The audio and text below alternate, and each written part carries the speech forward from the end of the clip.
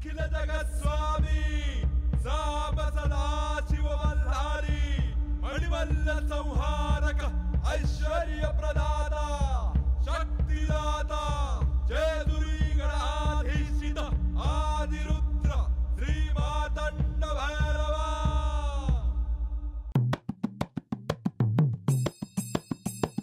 जय देवा जय देवा जय देवा जय देवा जय देवा जय शिव मातंडा।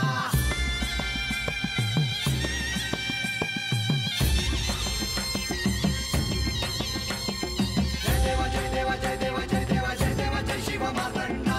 हरिवर्धन मल्हारी तुझी प्रचंडा। अगडदुम नगारा सोन्याची जेजुरी देव गेले जेजुरा निळा घोडा। अगडदुम नगारा सोन्याची जेजुरी देव गेले जेजुरा निळा घोडा। पाव में तोडा कमरी कर पटा मिहिर मस्तकी तुरा। खोबऱ्याचा कुटका भंडाऱ्याचा भडका बोल अहंकारा सदानंदाचा येळकोट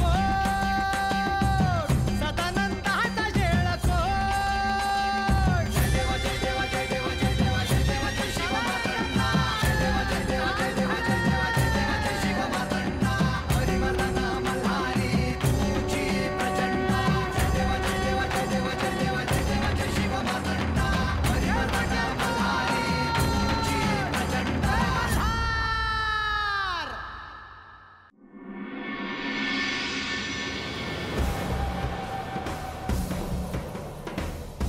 देवी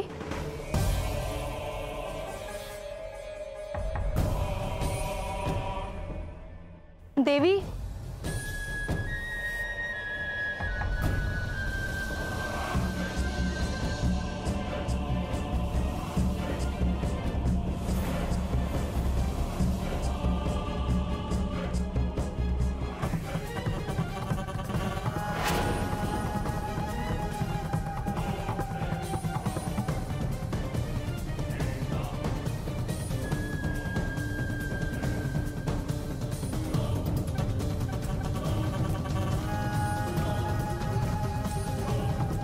माधवी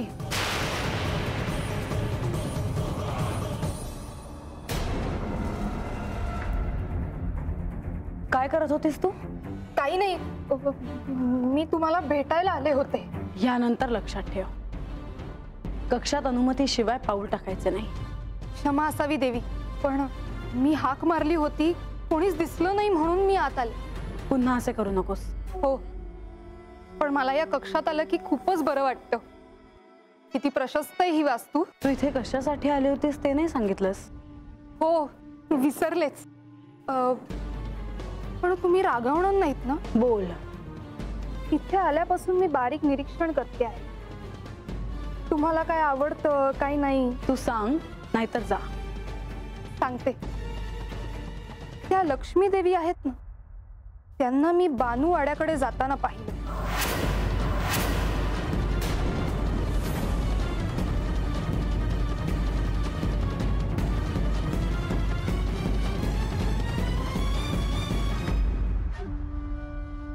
गंगे, अगं ये गंगे, बाहेर ये अगोदर। मला बोलवलं भाई तुम्ही? गंगे अगं हे बघ काय, इतकी पाखरं कुठून आली हो? कुणास ठाव ग। बरं ती राहू दे, जा अगोदर दाणं घेऊन ये त्यांच्यासाठी, आणि भांड्यामध्ये पाणी बी घेऊन ये। जा जा।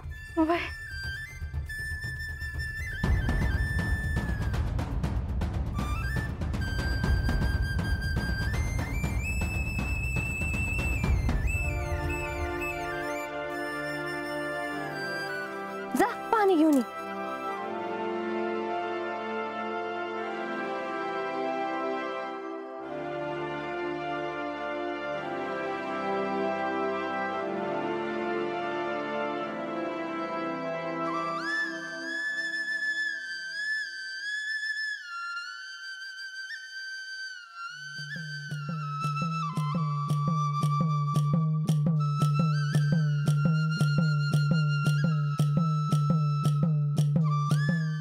यार काय काय म्हणायचं?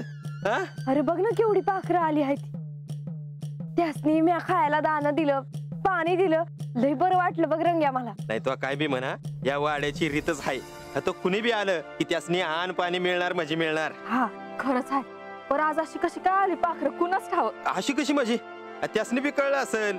बानू आली जेजुरीत, तिला भेटायला आले ती. बघ बघ किती आनंद झाला या. देवी, तुम्हाला राग येणार नसेल तर एक विचारू? अहो असं काय म्हणता आहात, विचारा ना. देवी, मला कधी कधी खरंच हा प्रश्न पडतो की तुम्ही नक्की कोणाच्या बाजूने आहात. तुम्ही माझ्या बाजूने बोलता, तुम्ही बऱ्याचदा माझी बाजू घेतली आहे, पण तुम्ही तितक्याच आत्मीयतेने बानूला भेटायला जाता. ह्याचं मला नवल वाटतं. मी बानूला भेटायला गेले हे तुम्हाला कळलं म्हणून तुम्ही हा प्रश्न विचारता आहात का? नाही देवी, अगदी तसं नाही, पण जरा साशंकता वाटली म्हणून विचारलं. ह्याचं उत्तर द्यायचंच झालं तर मी असं म्हणेन की मी सत्याच्या बाजूने आहे. सत्य, कित्येकदा सत्याबद्दल ऐकलं आहे मी, पण अजूनही माझ्या हाती काही लागलं नाही. मला याबाबत अजून काही लक्षात आलं नाही. परंतु लवकरच असा क्षण येईल जेव्हा तुम्हाला सत्याबद्दल काहीतरी संकेत मिळेल आणि ह्यावेळी तुम्हाला जे कळेल ते तुमच्या रूपासंदर्भात असेल. ही गोष्ट अत्यंत महत्त्वाची आहे म्हाळसा, कारण ती मल्हारी चरित्राशी जोडलेली आहे आणि तुमच्याशी देखील. देवी, तुमच्या या बोलण्याने माझ्या मनातली साशंकता अजून वाढली आहे. हे सारं तुम्हाला कसं ठाऊक हा प्रश्न मला अस्वस्थ करतो आहे. तुम्ही नक्कीच कोणी सामान्य नाही, तुम्ही दैवी आहात याची मला अशा वेळी जाणीव होते. आता तर मला असं वाटू लागलं आहे की माझ्या आजूबाजूला असणारे सर्वजण असामान्य आहेत, दैवी आहेत, मी सोडून. नाही म्हाळसा, तुम्ही देखील सामान्य नाही. श्री खंडेरायांशी तुमचा विवाह झाला आहे, ह्यातच तुम्ही सामान्य नाही हे सिद्ध होतं. देवी, असं जर असेल तर बानू देखील सामान्य नसेल ना, कारण तिचा देखील यांच्याशी विवाह झाला आहे.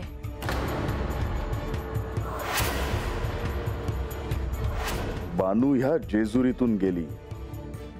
म्हाळसेने तिला येण्याचे निमंत्रण धाडले. बानूने ते नाकारले.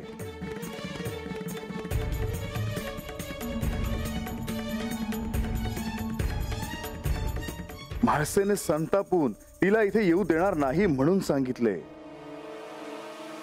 बानू मात्र तिची क्षमा मागायला आली. हे असेच घडत नाही, हे एका विशिष्ट दिशेने चालले आहे. मी तुला आश्वासन दिले होते की तुझ्या समोर भूतकाळ पुन्हा उलगडत जाणार आहे आणि आज त्याची सुरुवात होईल.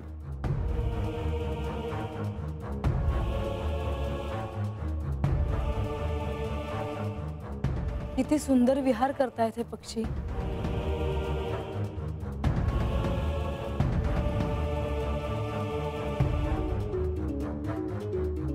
आई, माधवी, म्हाळसा का काय झालं, अशी हाका का मारतेस आम्हाला? आई हे बघ काय झालंय. बाई बाई ग, प्राण सोडलाय की ग त्यांनी? नाही, त्याने अजून प्राण नाही सोडले. माधवी, जा आणि त्वरित राजवैद्यांना बोलवणार. अगं जा ना, अशी बघत नाही उभी राहिलीयस, जा आता. काही वेळापूर्वी हा पक्षी आकाशात मुक्तपणे उडत होता. किती सुंदर दिसत होता हा उडताना. पण मग हे असं कसं झालं? कोणास ठाऊक, पण कोणत्या तरी निष्ठुर माणसाला याचं असं उन्ह बघवलं नसेल. त्याने शिकारीसाठी याला दगड मारला असा, आणि ज्याने कोणी असं कृत्य केलं असेल त्या कृत्यासाठी मी त्याला शासन करणार आहे. म्हाळसा शांत हो बरं. तू राजवैद्यांना बोलावणं पाठवलं आहेसच, पण मला तरी आत्ता असं वाटतंय की ह्या पक्षाचा जीव गेला असेल. तसं झालं तर मी त्याला पुन्हा जीवन देईन. कसं ते मला ठाऊक नाही, पण हा जीव तडफडत माझ्या समोर मेला आणि मी काहीच करू शकले नाही. हे मला सहन होणार नाही. आई, म्हाळसा सावर स्वतःला. अगं अशी वागू नकोस, आता काही होणार नाहीये. या पक्षाने आपला जीव गमावला आहे. चोडप्पा, राजवैद्यांना बोलावणं पाठवा. राजवैद्य? काय झालं? कोणाला काय लागलं बिगलं का काय? होय, सज्जात ते पाखरू येऊन पडले. त्याला काहीतरी इजा झालीये. देवी तिथे आल्या तेव्हा ते पाखरू तडफडत होतं. पाखरू? आणि त्याच्यासाठी राजवैद्यांना बोलवायचं होय? अर्थात दुसरं कोणाला कळणार आहे काय इजा झालीये ते? नाही, तुमचं बरोबर आहे. अहो पण पाखरू आहे ते. आता एखाद्या माणसा बिनसाला लागला असलं तर समजू शकतो मी. उन्हाची झळ लागली असेल, कुठं तर धडकला असेल ते, आणि त्याच्यासाठी राजवैद्यांना बोलवायचं का? त्या पाखराला काही जीव नाही का? आणि हे बघा, तुम्ही विसरत आहात की ही देवींची आज्ञा आहे ते. आणि तुम्हाला काही प्रश्न पडत असतील तर जाऊन देवींना विचारा. नाही, कशाला, नको. मी बोलवतो त्यास. तुम्ही देवीसनी सांगा मी राजवैद्यांना बोलवतो म्हणून. हा,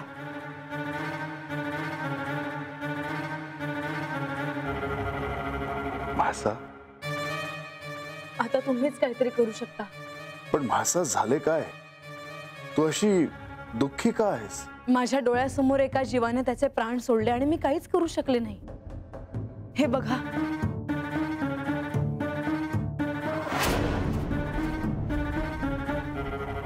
म्हाळसा असं वागणं बरं दिसत नाही. आता जे झालं ते झालं.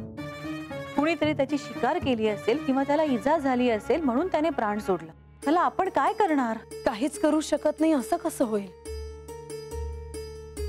माझ्या समोर या पक्षाला तडफडताना पाहिले मी. त्याचं हे तडफडणं मी अजूनही विसरू शकत नाहीये.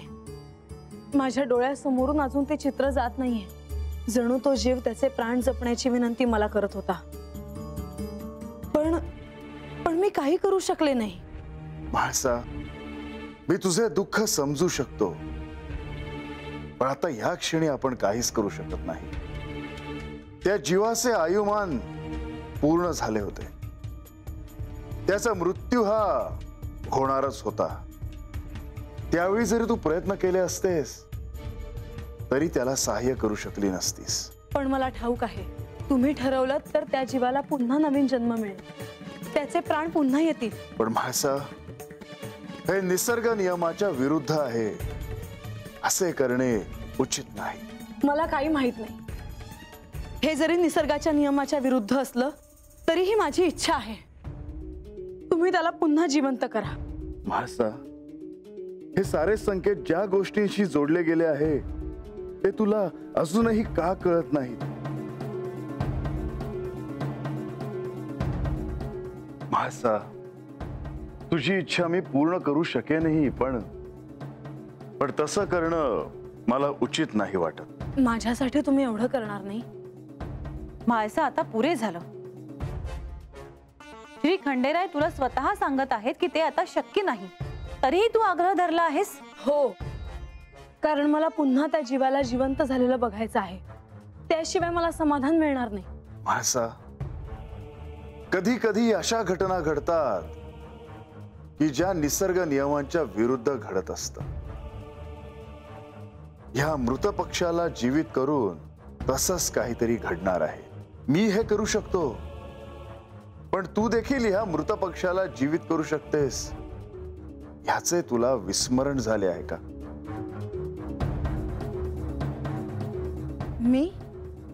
मी कसं करू शकेन हे? मागे मी तुला अमृताची कुपी भेट म्हणून दिली होती, आठवतंय तुला? हे काय आहे? म्हासा, ही अमृताची कुपी आहे. यात अमृत आहे. अमृत? या अमृताच्या स्पर्शाने कोणतीही मृत व्यक्ती अथवा मृत जीव पुन्हा सजीव होऊ शकतो. हो, मला आठवत आहे. आई, आलेच मी. बानू, ए बानू, बानू कुठे आहे का? अहो, हळू. बानू,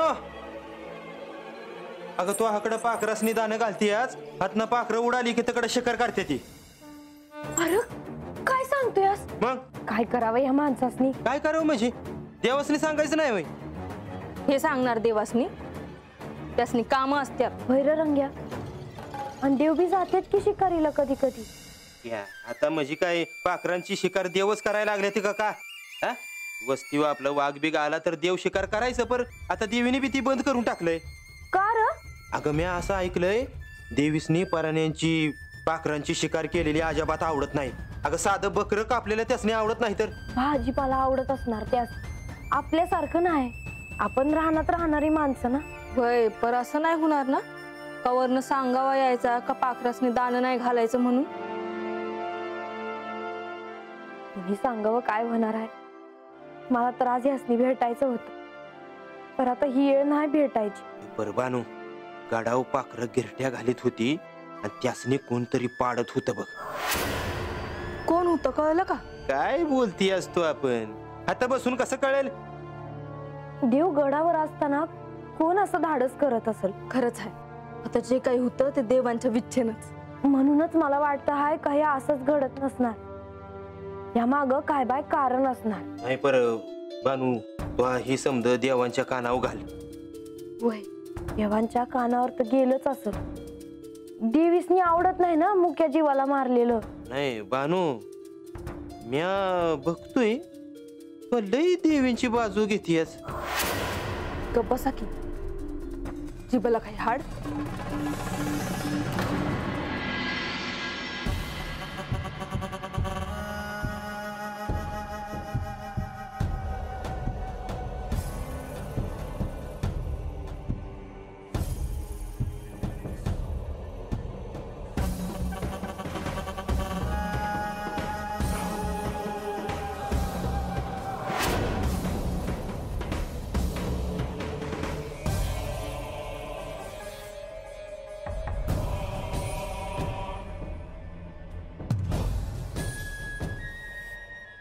माधवी,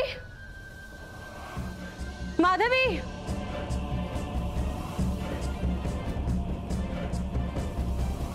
तू माझ्या कक्षातल्या वस्तूंना हात लावला होतास. मी नाही देवी, मी इथल्या कुठल्याच वस्तूंना हात नाही लावला. मग माझी इथे एक कुप्पी होती ती दिसत नाहीये इथे, पण मी इथल्या कुठल्याच वस्तूंना हात नाही लावला. खरंच मी शोधते.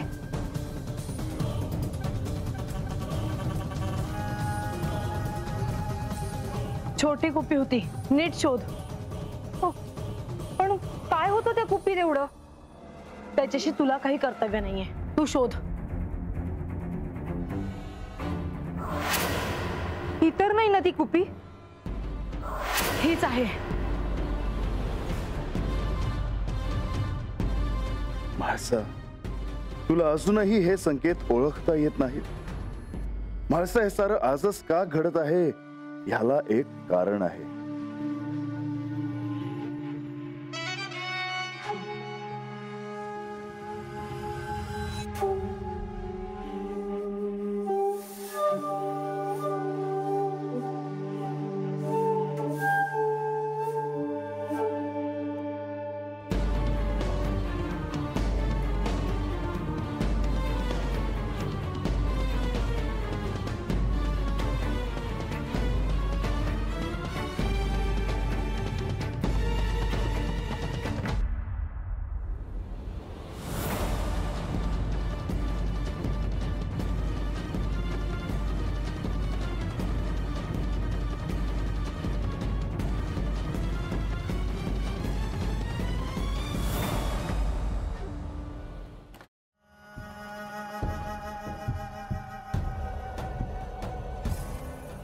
त्याला चमत्कारच म्हणायला हवा. मला माझ्या डोळ्यांवर विश्वासच बसत नाहीये. मला ठाऊक होतं हे काहीतरी मार्ग नक्की दाखवणार आणि तसंच घडलं. म्हाळसा, मला तुझ्याशी जरा एकांतात बोलायचे आहे.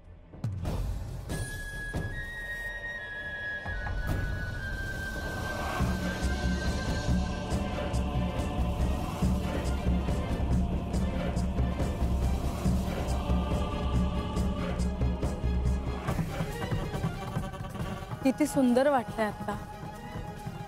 असं वाटतंय मनावरचं सगळं दडपण कमी झालं. हे सगळं तुमच्यामुळे शक्य झालं आहे. म्हाळसा, हे केवळ ह्या अमृतामुळे शक्य झाले आहे. हो, हे मात्र अगदी सत्य आहे. हे अमृत अगदी दिव्य आहे, पण मला एक सांगा, हे अमृत कोणालाच कुठेच कसे सापडले नाही? देवांकडेच केवळ अमृताचा कुंभ आहे असं का? माळसा, हे अमृत मिळवण्यासाठी फार मोठे मंथन करावे लागले होते. मंथन? होय, हे अमृत मिळवण्यासाठी देव आणि दानव यांना मंथन करावे लागले. समुद्र मंथन. संपूर्ण समुद्र त्यांना ढवळून काढायला लागला आणि तेव्हा कुठे त्यांना हे अमृत मिळाले. ह्यामागे अशीही काही गोष्ट आहे हे मला ठाऊक नव्हते. या समुद्र मंथनात बरंच काही घडलं होतं. तुमच्याकडून हे सारं ऐकून माझी उत्सुकता आता अजून वाढू लागली आहे. मी तुला त्याबद्दल सांगणार आहे. पण त्याआधी मला हे सांगा की मी कुठे होते तेव्हा? असं त्यावेळी तू माझ्या सोबत होतीस, पार्वतीच्या रूपात, आणि त्याच वेळी श्री विष्णू मोहिनीच्या रूपात अवतरले होते. काय झाले? त्यावेळी काय घडलं हे मी तुला सांगणार आहे, पण मला तुला हे सांगायचे आहे की त्या कथेचा तुझ्याशी काय संबंध आहे हे तुला शोधायचे आहे.